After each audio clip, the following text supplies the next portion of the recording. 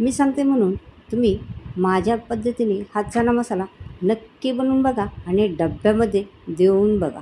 डब्बा संपून येतीलच येते, पण आल्या आल्या तुम्हाला प्रश्न विचारते की चण्याची भाजी संपली काय.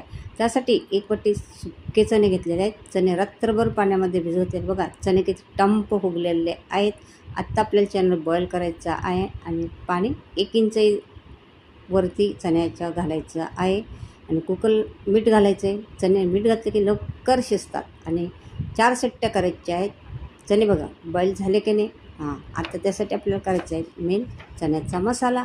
मसाल्याला सगळं कांदा, टमाटर, खोबरं, लसूण, अद्रक, काळा मसाला, लाल तिखट, मीठ, खसखस, तीळ हे सगळा मसाला घेतलेला आहे. सगळा मसाला आपल्याला भाजून घ्यायचा आहे आणि बघा अशा प्रकारे अगदी नॉनव्हेजच्या भाजीला ही भाजी फिक्की पडते, एवढी टेस्ट लागते. करण्याची पद्धत तीच आहे.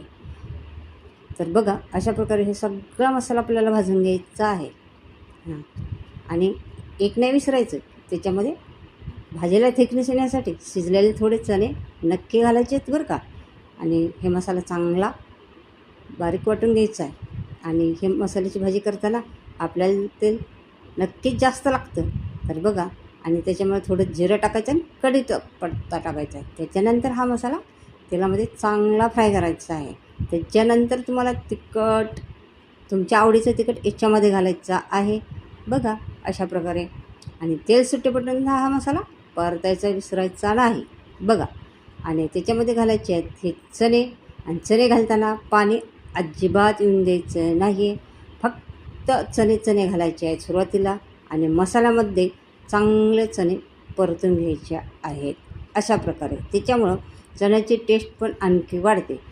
अजून एक गोष्ट म्हणजे जे चण्याचं बॉईल केलेलं पाणी तुम्हाला तेच ग्रेव्हीसाठी वापरायचं बरं का, कारण त्याच्यामुळं टेस्ट छान येते भाजीला. तर बघा जेवढी ग्रेव्ही पाहिजे तेवढं पाणी घालायचं आहे. चवीनुसार मीठ घालायचं आहे. गार्निशिंगसाठी कोथिंबीर घालायची आहे. बघा आपला चणा मसाला तयार झालेला आहे. आणि त्याच्यानंतर आपल्याला याला अजून चटपटी बनवण्यासाठी, टेस्ट येण्यासाठी तुपाचा तडका द्यायचा आहे. आणि त्याच्यामध्ये तुम्ही जिरं घालू शकता, हिरवी मिरची घालू शकता किंवा सुकी लाल मिरची घालू शकता. डिटेल रेसिपीसाठी माझ्या फोटोची खाली त्रिकोणी बटनावरती जाऊन क्लिक करा.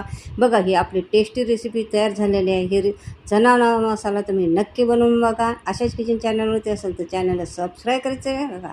आणि रेसिपीला तुम्हाला नक्की लाईक करायचं आहे. तर चला तुम्ही हे चणा मसाला नक्की बनवून बघा. आणि कोणी बनवला आणि कोणाचा टेस्टी झाला त्याने मला कमेंटमध्ये नक्की सांगा. तोपर्यंत बाय बाय.